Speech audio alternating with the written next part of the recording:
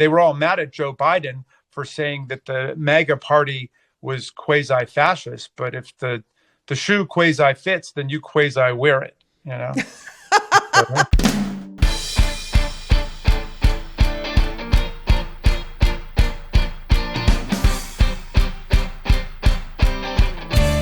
Hello, and welcome to the Politics Girl podcast. I'm your host, Lee McGowan. Let's get into it. Today's pod is a candid conversation with Congressman Jamie Raskin for Maryland's 8th District, member of the House Judiciary, Oversight, and House Administration Committee, and Democratic member of the House Select Committee for the January 6th attack on the United States Capitol, which recently resumed with its 9th and possibly last public hearing. The hearing on October 13th felt like a wrap-up, the culmination of a year of diligent hard work to figure out, using witnesses and testimony, evidence found and subpoenaed, and the meticulous analysis of millions of pages of documents to discover what happened that day, what led to the violence, and who or whom is to blame. The committee was clear from the beginning that they are not a court of law, that their job has always been to lay out a picture so the American people could better understand, and then make recommendations to Congress to avoid something as detrimental to our safety and democracy from ever happening again. If there is to be any criminal accountability, that belongs squarely in the purview of the Department of Justice. The committee is part of the legislative branch of the government, so while they can make recommendations, the DOJ is not required to take them up. I am having Representative Raskin on the pod today to discuss where we go from here. Now that we know that a sitting president and his enablers engaged in a multi-strategy calculated attempt to stay in power against the will of the people, and that this bid at a self-coup was supported by people from the lowest of the low, like white supremest militant groups, to the very highest of society, including government officials and law enforcement. What do we do about that? What do we do with the people who still believe the purposeful lie that the election was stolen? Or worse, the Republican representatives who could win massive power and usurp democracy running on that lie? What do we do with the anger and unrest that allowed Trump to turn American citizens into a mob that attacked their own capital? And what do we do with the simmering fury that still prevails in a society filled with lies and propaganda? Trump continues to promote the big lie to this day, knowing full well he didn't win. And people in power continue to support him, knowing the same. As writer David Rothkopf says, it is one of the most extraordinary betrayals of public trust in U.S. history, one of the most outrageous crimes ever perpetrated against the country, and what's more, the criminals behind it remain an ongoing threat. So without further ado, please welcome my guest, member for the House Select Committee on January 6th, one of my favorite members of Congress, and champion for democracy and decency, Congressman Jamie Raskin. Welcome, Jamie. Well, you're very kind. I'm delighted to be with you. Oh, you know what? Thank you for joining me. I am absolutely thrilled to be talking to you. I'm not just saying you're one of my favorite members of Congress. You really are. I have admired you since you led the second impeachment trial and fought to protect our democracy and our country while you were still struggling with your own personal loss. You really, truly inspire me, and your belief in what America should stand for and your inability to pretend that everything is normal deeply resonates with me. So I feel incredibly grateful to have a representative like you standing up for us in Congress. Well, I'm glad that you're out there injecting truth and optimism into the American bloodstream. So good for you. Oh, she's trying. She's trying. Okay, so we won't fangirl anymore. We'll just move on to why you're here. I'm just going to run through it a little quickly just in case so people can be on the same page as us. So we just had possibly the last public hearing from the 1-6 committee, which laid out a clear and detailed picture of what happened between the 2020 election and the horrible events of January 6th. The evidence you presented left absolutely no doubt that what occurred was a calculated, multi-pronged attack on our democracy in order to nullify the results of the election and prevent the peaceful transfer of power. This effort involved months of planning, beginning before the election with the decision to declare victory regardless of the results, an effort to place public officials in sensitive government roles to support Trump's attempts to abuse democracy, the strong arming of state officials to stop counting votes, to find votes, to not certify the election, to change the electors, the pressure campaign to get the DOJ to say there was corruption when there wasn't, the attempt to install a new AG who would force the DOJ to do what Trump wanted, the pressuring of the vice president to reject electors, the conspiracy with congressional members to object to the certification of the election, and the perpetuation of the ongoing lie that the election was stolen, which was not only a grift to line Trump's pockets, but to deliberately sow distrust in democracy itself. So the whole thing, I have to tell you, made me physically sick. And watching your committee wrap it up last week and hearing it all laid out like that actually broke my heart. So where do we go from here, knowing what we know now? Well, that's a good question. In a political sense, we need to get democracy and voting rights moving again in a big way. In a cultural sense, we probably need a little humor and a little comedy to leaven what we've just seen. Like you think about the 11,780 votes that Trump wanted lifelong Republican Brad Raffensperger to find him in Georgia. What were they going to do with that? They were just going to show up with 11,780 votes and say, oh, Donald Trump won by one vote. And everybody would say, well, wait a second, where are those votes from? Oh, well, we just found them. We found a big box of them. And what was the margin in that box? 11,780 to 0. Oh, okay, bring that in. Donald Trump just won Georgia by one vote. I mean, the whole thing is absurd in addition to being a naked assault on democracy in America. And I think it's time for the forces of the big majority in America to start ridiculing these people who really did try to knock over our government. But there's a clownish aspect to it. I called the three people who Trump pardoned who then went out and tried to organize the domestic violent extremist groups, Michael Flynn, Roger Stone, and Steve Bannon, the Flintstones. And I mentioned that when I was on the Colbert Show, and he did a really funny little Flintstones skit with those guys. Jamie, it was brilliant. I posted it on Twitter. It was hilariously funny. Yeah, they just did a great job. So, the comedians, like you guys, need to step forward. The funny people need to step forward and lampoon this nonsense, because we have felt the tragedy of it. We've experienced it as an assault on democracy, but we also have to see the absurdist and ridiculous elements of what they've done. I mean, you watch the whole thing and you can't understand how this is possibly happening. It seems so completely insane, right? That everyone involved with this quite obviously corrupt traitor could be this intentional and premeditated, but also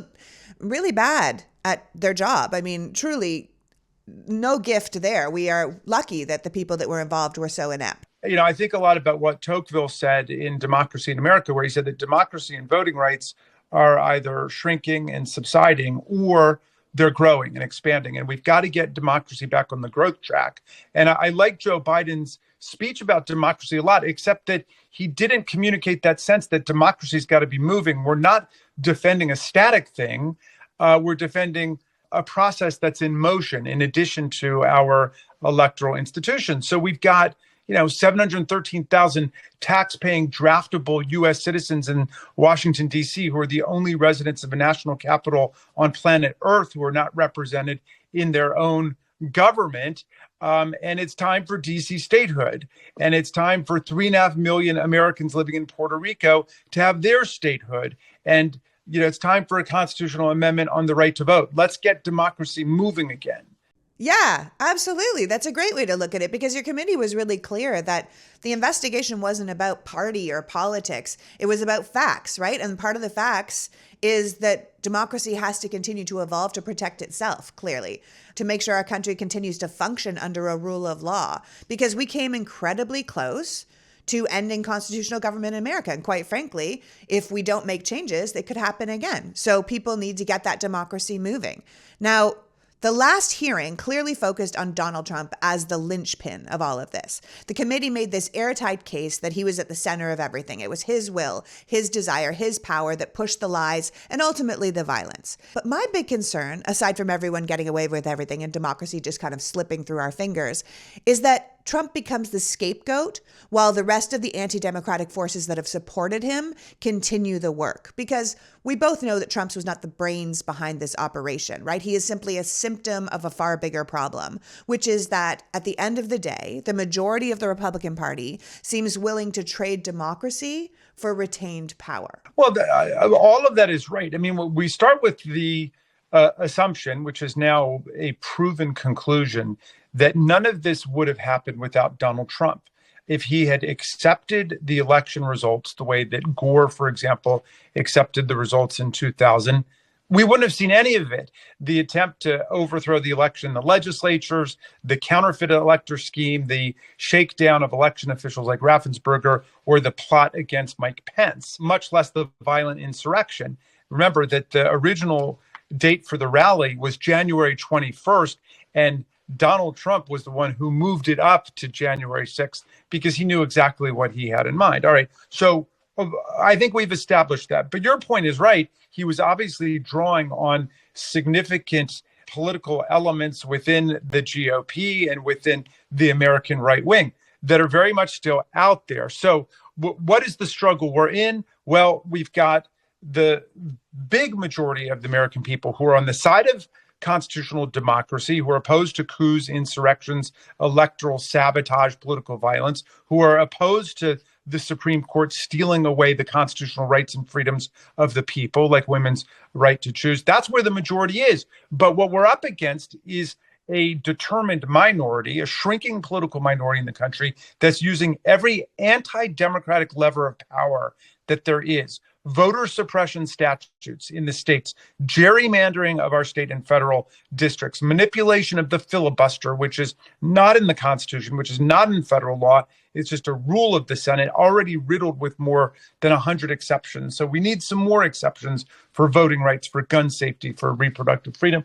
The manipulation of the Electoral College.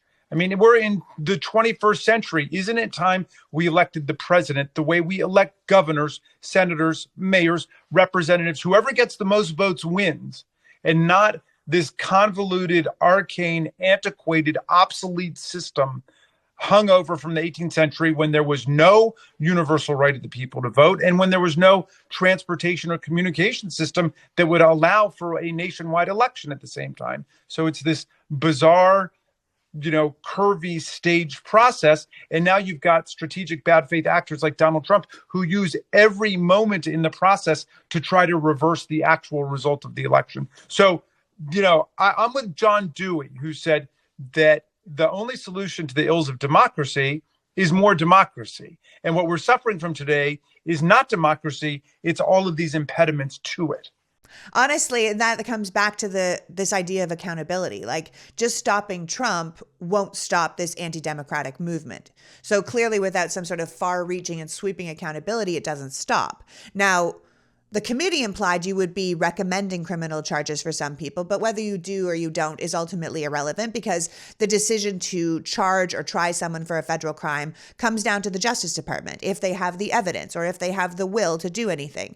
The committee itself was simply there to lay out the facts and make recommendations for the future. And clearly your recommendations have a lot to do with how we can better shore up our democracy. That's correct. I mean, it's up to the executive branch, the Department of Justice. I mean, one of the many things that Donald Trump confused the country about is the president's proper role in criminal prosecution and Congress's proper role. It's not the role of the political branches to be dictating to the Department of Justice what crimes have been committed. It can send over evidence and facts that it has, but it's up to the Department of Justice to make that assessment, whether or not to bring prosecutions. And Donald Trump was constantly calling up William Barr or another of his attorney generals to say, prosecute this person, leave this person alone, and so on. I mean, that's his vision of what government is. He doesn't have the most rudimentary understanding of how American democratic constitutionalism works. So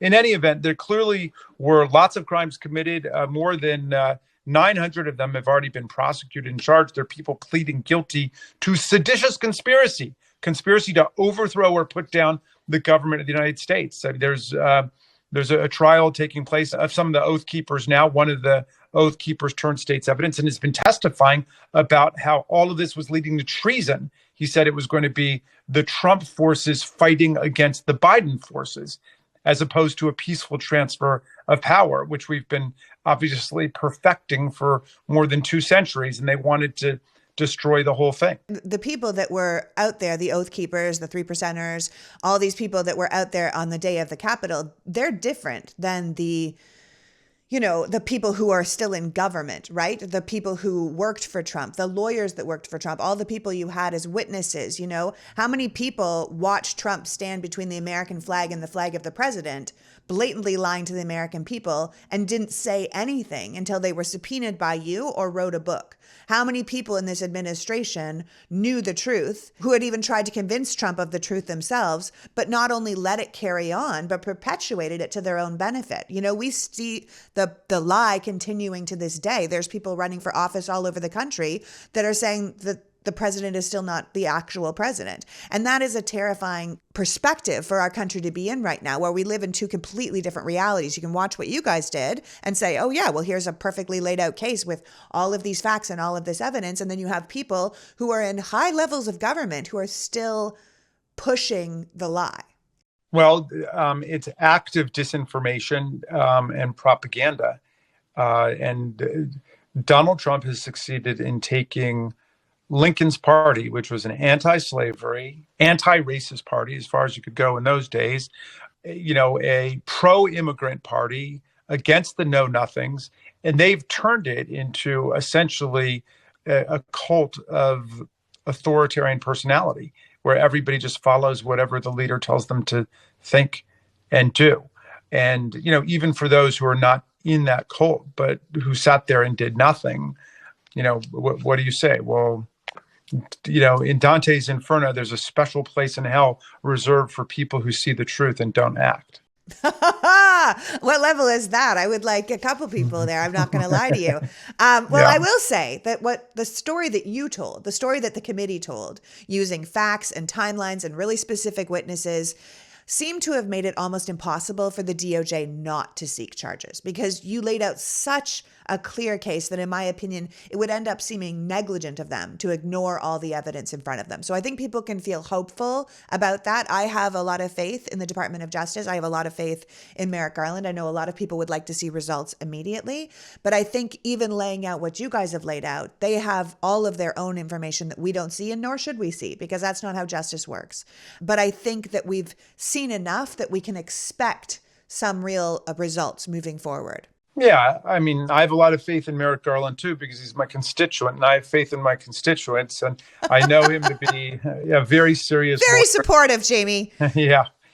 Well, everybody was on his case for a long time, you may recall, and I said, just let him do his job, but that's our job, let him do his job. But look, he's a very serious lawyer, obviously a very serious judge who was nominated to the Supreme Court by President Obama 11 months before the election, and Mitch McConnell said that was too close to the election, and so blocked any hearings, any Judiciary Committee hearings of Merrick Garland on the grounds that the people need to speak. Well, of course, the people had spoken in Obama's election, and our president nominated him, but they blocked it. And then, 4 years later, when we lost Ruth Bader Ginsburg, just a couple months before the election, they nominated Mrs. Waterford to go on the court, and they had her hearings when voting had already started in a bunch of states. 6 days before that election, technically, but voting had already started. We got basically a giant campaign ad from the White House, just waving Evita style with Trump. Right. So the Supreme Court's legitimacy is in the gutter right now. That's something we're going to have to examine very carefully to figure out what to do about it.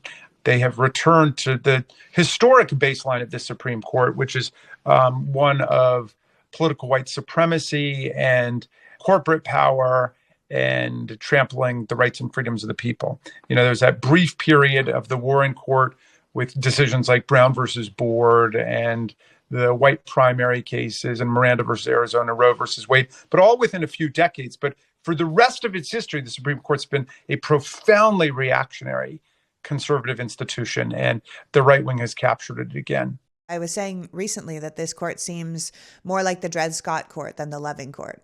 And that is unsustainable for a modern American society. I mean, ultimately, institutions only hold if enough people choose to hold them, right? And the Supreme Court is part of that.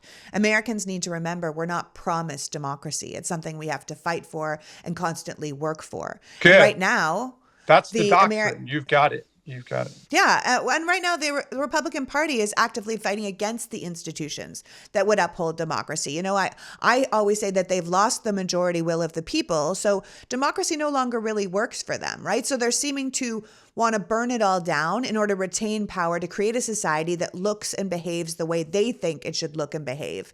And they have no problem making a deal with the devil, be that Trump or whoever comes after Trump, because it'll be worth it for the America they want, right? To make America great again, which takes us back to some time before civil rights, before women's rights, before even probably the New Deal, where robber barons kind of ran the world. And if you owned a huge company, you could treat your workers however you wanted to because you were in charge, and that's who they think should still be on top. The GOP today is part of a global siege against democracy. And, the autocrats in Moscow have found the kleptocrats in Mar-a-Lago and the theocrats in Saudi Arabia, and all of them are in league together. Just follow Donald Trump's money trail. Saw Jared Kushner just came back from Saudi Arabia with $2 billion.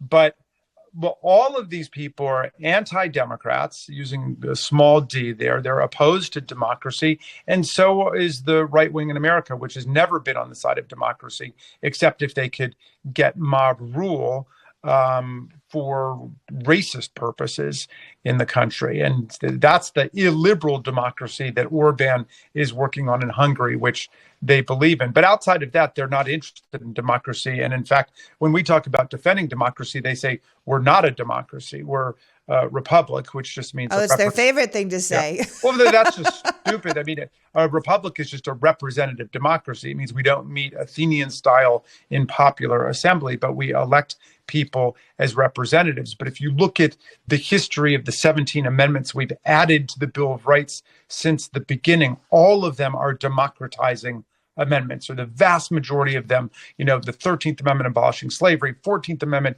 equal protection due process, 15th Amendment banning race discrimination in voting, 17th Amendment shifting the mode of election of senators from the legislatures to the people, 19th Amendment women's suffrage, and on and on and on, all the way up to the 26th Amendment lowering the voting age to 18. The whole trajectory of our development is towards making it a more democratic country, but they're opposed to it. I mean, a lot of them want to go back to state legislatures picking senators, and the populists and the progressives called those senators corporation senators because the corporations would go into the legislatures and spread money around and just bribe and then buy a U.S. senator.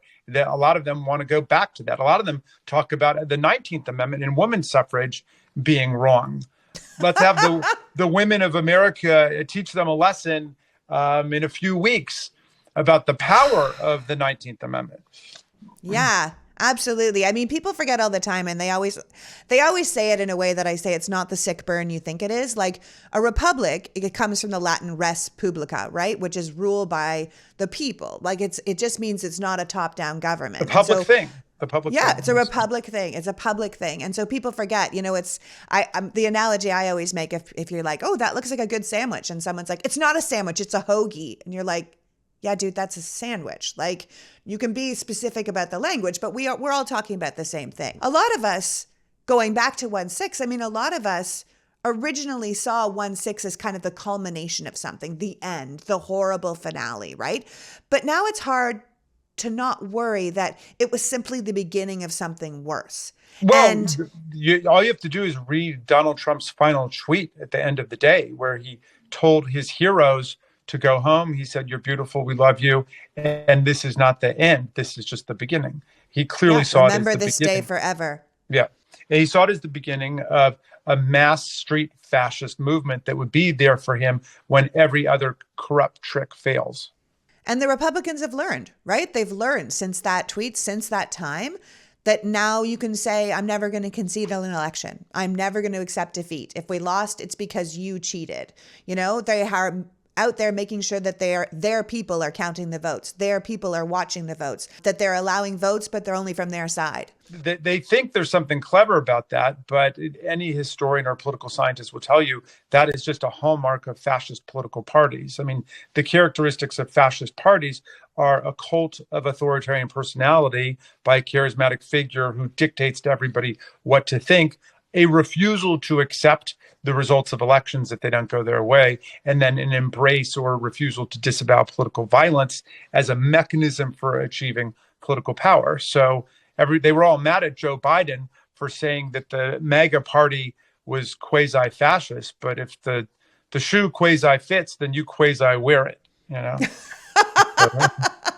Yeah, no doubt. I mean, the complete othering of people, the reference back to a greater time when everything was good and it was taken from us by these people and we can scapegoat them. And the reason your life isn't good is because of these people. It's all part of the fascist playbook. And we're seeing it play out over and over and over again.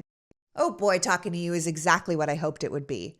Now let's just take a quick break to thank the people who made this episode possible. And we'll be right back after this with Congressman Jamie Raskin. You guys, I know it sounds crazy, but the holidays are coming. So I have to tell you about this amazing service called FrameBridge.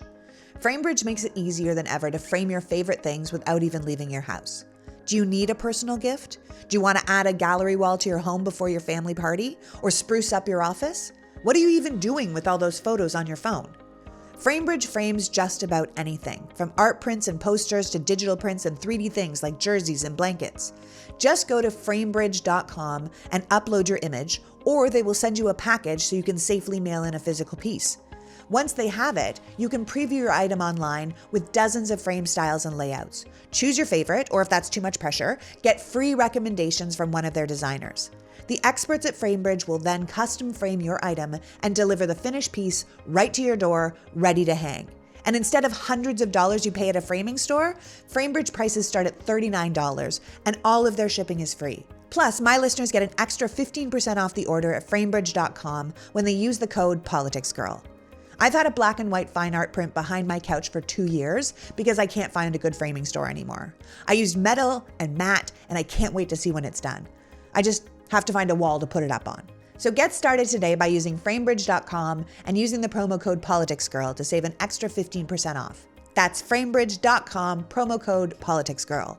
Order for yourself or the perfect holiday gift. That's framebridge.com, promo code PoliticsGirl. Seriously, you won't be disappointed.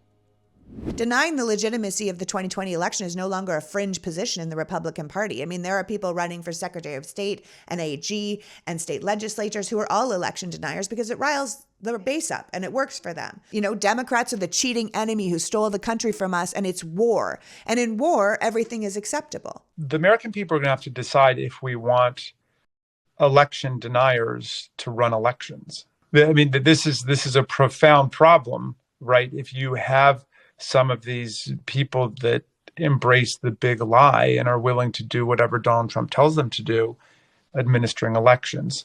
But again, as you were pointing out originally, I mean, it's not a new problem. And we saw this back in 2000 in Florida with Bush versus Gore, when Katherine Harris doubled as the chair of the Bush campaign in Florida and the Secretary of State in charge of the election, and made countless decisions that undermined majority rule and the right of people to vote. So we need major progress moving forward on the right to vote. We got to get rid of the voter suppression tactics. We've got to eliminate gerrymandering and move to independent redistricting commissions, which is a plank in the We the People Act, which we passed in the House, which got slaughtered in the Senate by another anti-democratic mechanism, the filibuster. So we're in this matrix of GOP democracy suppression, and we got to break out. And our best opportunity now is in the 2022 election on November 8th. If we could hold or expand our majority in the House, and we can pick up 2 new Democratic senators who will behave like Democratic senators, then we will be able to begin to break the cycle that we're in. I think sometimes it is these watershed moments. I mean, you mentioned Florida, and people often forget about that election. I mean, Roger Stone was involved in that. Kavanaugh was involved in that. Amy Coney Barrett was involved in that. They were all down there working on that Florida election. And it's actually that election that made me decide I had to finally become a citizen. I lived in New York during 9/11, and I fell in love with the country and its patriotism and its passion. And I thought, I want to be a part of this country. But it was that election and what happened in Florida that made me decide I had to be a citizen, and I couldn't possibly sit through one more election and not vote. So it's those watershed moments that change people's mindsets about how they look at their country, how much work they're going to put in, how much work democracy itself puts in, and how involved they're going to be. I think these are essential moments. Forgive me for asking, because where were you born? I was born in Toronto. I see. So you're a Canadian. Well, I am. And now I'm an American citizen. well, that's great. Well, we're glad to have you and a lot of other great Canadian American citizens like Neil Young. Yeah. I love me some Neil Young. But no, I think ultimately sometimes it takes outsiders to see how great something is. Sometimes when you're born within something, you think, oh, this is the way it's always been. This is how it's always going to be. And sometimes outsiders can see things from a little bit different of perspective and say, hey, what you've got here is so great. Don't lose it. Well, it's like when Tom Paine came over in 1774. And he was amazed. His eyes were wide open about the problems in the country. He was an abolitionist. He was a feminist. He wanted women to have the right to vote. But he said that America was this amazement because it could become the first country on earth founded on the principle of the people governing. And he said it would become an asylum to humanity, not an insane asylum, mind you, but a place of refuge for people coming from countries where there was political and religious oppression. And he said that when America discovered itself as a democratic country, then the cause of America would become the cause of all mankind. So that's the country I want to get back to, one where our commitment is to democracy and freedom and human rights, and the rest of the world understands that, not to, autocracy and theocracy and, people getting into office like Donald Trump who want to use the government as an instrument of self-enrichment. I mean, what an absolute betrayal of the constitutional design that is. I couldn't agree more. It's exactly why I do the work I do. Now, listen, a lot of important information came out in the last hearing, particularly even though they were given warnings well in advance of the dangers expected on 1/6. The FBI and the Secret Service didn't mobilize like they should have. And the military sent messages to the National Guard to reduce the likelihood of any response to the actual insurrection. Now, it is hard to hear that and watch footage of Nancy Pelosi and Chuck Schumer trying to get help to the Capitol to protect their colleagues and not feel betrayed. We now know there are members of Congress, secretaries of state, governors, big money donors, Republican state legislatures, and now federal law enforcement who are all in on this attempted coup. When you add in, people like Ginny Thomas's involvement and how her husband is the only Supreme Court justice who voted not to allow your committee to see the Trump administration documents surrounding that day, it starts to feel like all three branches of government and almost every government agency was involved in this attempted overthrow of the government. And when you add in that the person leading the charge is still the leader of one of our major political parties, how would you recommend people function with this information? Because it's a lot for people who feel like they have no power to do anything themselves to help the situation. We feel a bit helpless, us regular people.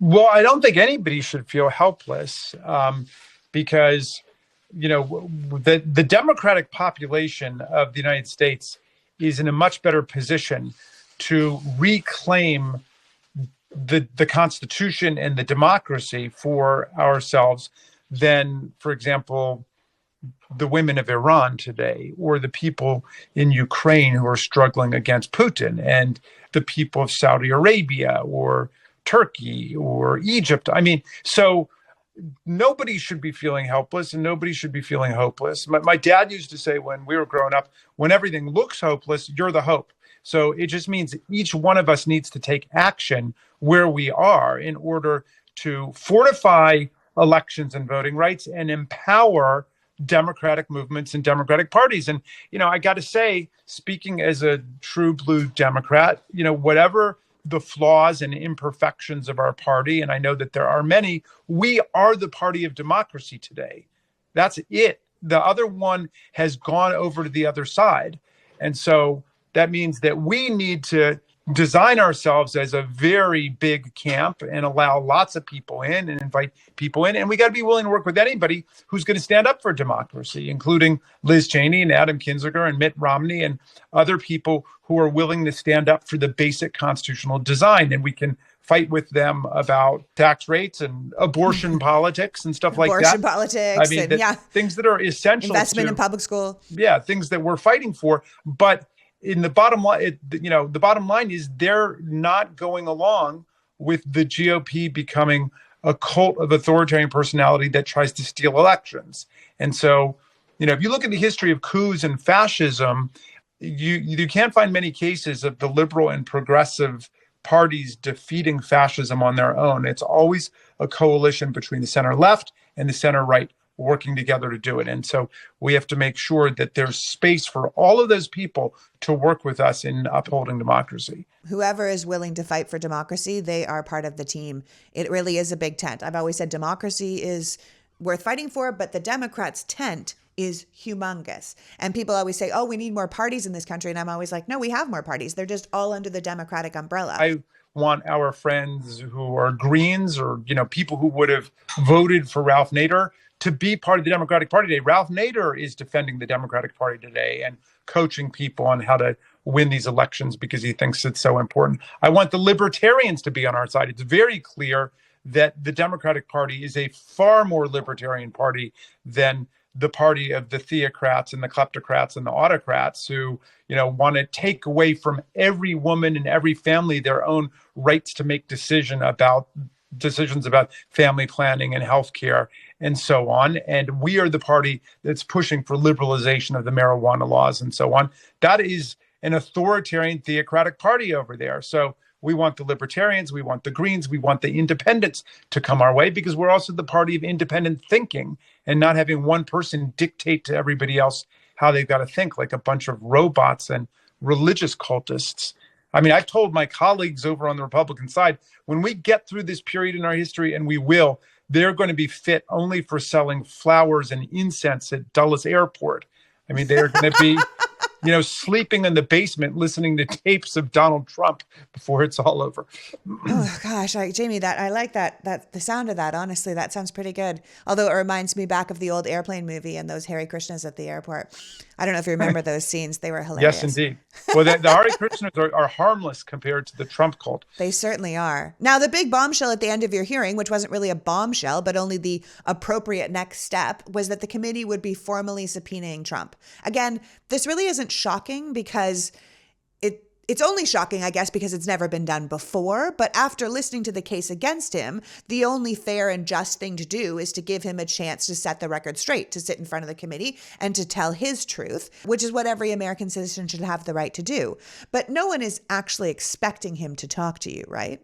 Well, first of all, it's not unprecedented. I mean, there have been two presidents subpoenaed by Congress. John Tyler and John Quincy Adams were subpoenaed, and they showed up. And there have been multiple other presidents who've come to testify about lots of different things. So there's nothing really that unusual about it. The unusual thing is Donald Trump, who's like a one-man crime wave, who, none of his lawyers will ever allow to go under oath because they know he's a compulsive liar, as Ted Cruz once said. So, he just adds perjury onto the other charges. On the other hand, he sent us a letter that very day repeating the big lie and saying that, millions of Americans feel the way that he does, that there was fraud in the election. I'm sorry, Mr. Snowflake, your feelings can't dictate the outcome of our elections. And more than 60 federal and state courts analyzed and rejected every claim they made of electoral fraud and corruption. And yet he still has feelings that he really won. Well, it reminds me of the old George Costanza from Seinfeld when he's like, if you believe it, it's not a lie, right? Well, yes. Which takes us back to the humor, finding humor. Neil deGrasse Tyson, the great scientist, astronomer who was in my office last week, he came to visit, which was wonderful. He said that the great thing about science is it's true whether or not you believe it. And that's the great thing about facts generally. We've got a fact-based political party, a reality-based political party, and then we've got a mass delusion and conspiracy theory-based party. Your hearings gave us more than any of us, I think, could possibly have expected. Much like the two impeachment cases, every element was expertly argued and beautifully crafted. And your case against Donald Trump was, as far as I'm concerned, ironclad. Could I say something about that? Of course. I mean, Kevin McCarthy ultimately did us and the American people a favor by boycotting. Oh, did he ever? By boycotting the committee, because we actually were able to have a functioning bipartisan committee that was interested in having real hearings where we got to the facts and we told a story. It doesn't mean we're all going to agree at the end about everything that we need to do, but that doesn't matter because we set the evidence forward. Imagine if we could have hearings like that about gun violence. or about Jamie, climate change.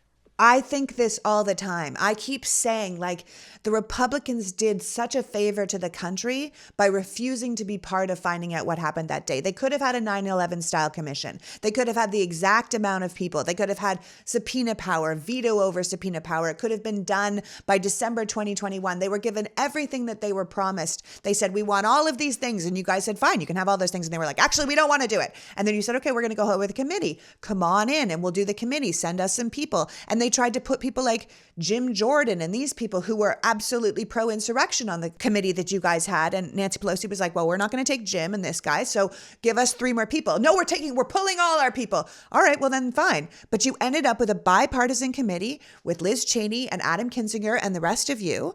And then we got to see what happens when government actually works. We have forgotten as the American people what it looks like, because every time we see a committee or every time we see a Senate committee or we see a coming up with the Supreme Court, watching what happened with Ketanji Brown Jackson. It's just a food fight. It's a food fight, Jamie. It's a bunch of sound bites and how can I get on Fox and what is a woman and burn, burn, burn. And you forget that government is supposed to be staid and serious. And even at the very end of your hearing, you said, I call for a subpoena for Donald Trump. And Liz Cheney said, let's take a vote. And you went through the very slow, meticulous way government is supposed to work. My name. This is how it's supposed to go. Quiet, meticulous, with the evidence. And this is what happens when government works. And people have forgotten that government can be efficient, government can get things done, and government can be someone we can look up to for doing their actual jobs. And you gave us a huge gift. And so did Kevin for just blowing it for himself. You gave us a huge gift watching government in action, working the way it's supposed to work. Well, that's absolutely right. So I'm very hopeful that we will hold the House, hold the Senate, and we'll be able to make some changes in our process to allow for a lot more hearings like that about all of the problems facing the country. Wouldn't that be wonderful? Now, are you going to publish a 9/11 style report? Yeah, we are working on a report that will be far more comprehensive and exhaustive. We were only able to put on a small part of all of the evidence that we found. And the focus was on telling the story of the political attack on the election and democracy. But there are a lot of other things that came out, like the radical growth of domestic violent extremist groups and the way that they pose a threat, not just to the Capitol, but to the state legislatures and the school boards and to democratic participation across the country, like social media. And the fact that there were whistleblowers at Twitter begging the management to do something, saying there's going to be a bloodbath on January 6th, but them not acting. So there are a lot of other issues that come out of it that are closely connected, but ancillary to Trump's attack on the constitutional order. What would you like to see come out of the 1-6 committee? I mean, legislatively, of course, because the power for any criminal accountability is out of your hands. I am for sweeping, comprehensive recommendations on how to get American democracy moving again and how to fortify our institutions against coups and insurrections and electoral sabotage. So, this will go on for a while. I mean, there's going to be a lot of stuff in there, from physical fortification of the Capitol so that Donald Trump's henchmen are not able just to smash their way in and beat the hell out of our officers, fortification of the personnel and the security, all the way to protecting the right to vote. I'm in a camp. I don't know how many of my fellow committee members agree with me that the Electoral College has become not just a threat to democracy. It's given us 5 popular vote losers as president twice in this century alone. But it's also a physical threat now, because the process is so convoluted that somebody like Donald Trump really can use every moment in the process to try to sabotage us and even to engage in violence. There's a claim out there that these private militias have some kind of standing under the Constitution, which is utterly absurd and is completely contrary to the text of the Constitution. The Constitution, even in the Second Amendment, which is what they cite, talks about a well-regulated militia, which means regulated by the government, not regulated by the Proud Boys or the Oath Keepers. So 50 states ban private armed militias as a threat to civil order and democracy. And I'd like to see us have federal legislation dealing with the same problem. So there's a lot that we need to do in order to set things right. And that's the way that legislative democracies, representative democracies work.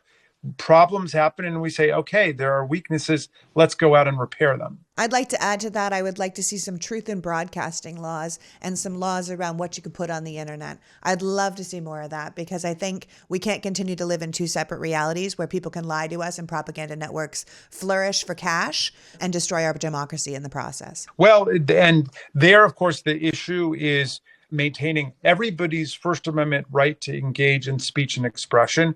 But in places where the government has intervened with a big subsidy, as with the internet because of Section 230, to put in whatever safeguards and guardrails we can to prevent, the Hutus and the Tutsis from happening. I mean, if we are on the precipice of imminent violence taking place, as these whistleblowers were saying, there's got to be some way for us to deal with that, because under our First Amendment, under the Brandenburg decision, there's no right to engage in incitement of imminent lawless action, especially to topple the government itself. So there are some things that we can do, and we can't just let the power of the big internet companies dictate to us our ability to defend American democratic institutions. I couldn't agree more. I want to thank you so much for joining me today, Jamie. I admire your work so much. If I was ever to be a public servant, I hope I would be one like you.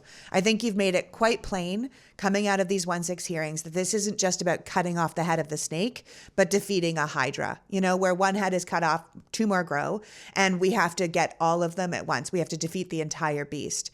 So we owe you and the committee a debt of gratitude, but no matter how great the work the committee did, no matter how clearly you prove that government can work, and we saw it in action, the forces that dominate the Republican Party, the ones that allowed Donald Trump to come to power in the first place and continue to support the assault on our democracy, they have to be stopped. And ultimately, that comes down to us, the American voter. Well, thanks for what you do, and thank you for having me. And hang tough for democracy. You're doing a great job.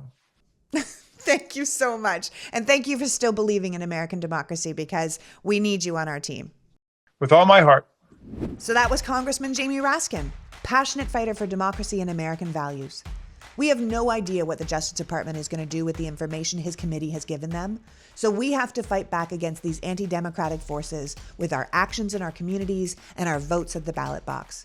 As political expert David Bender says, this is no longer a choice between right and left. It's a choice between right and wrong. Do we vote for or against democracy? For or against our own freedoms? And do we ultimately punish or reward those who attempted and continue to attempt to overthrow our government for their own retained power? If this election goes the right way, we will have the opportunity to make the changes to shore up our rights, our freedoms, and our vote. If it goes the wrong way, we will see what happens when propaganda and small-minded bullies with big ideas are allowed to run free. Apathy has no place in a functioning democracy. We have to have enough people willing to stand up for the truth. And we can't leave one vote on the table. I want to thank Congressman Raskin for joining us today, and you for caring enough about democracy to be here. Now, for God's sakes, go out and convince someone to vote for the Democrats. Until next week, PG out. The Politics Girl podcast is written and performed by me, Lee McGowan, in partnership with the Midas Media Network, and produced and edited by Happy Warrior Entertainment. All rights reserved.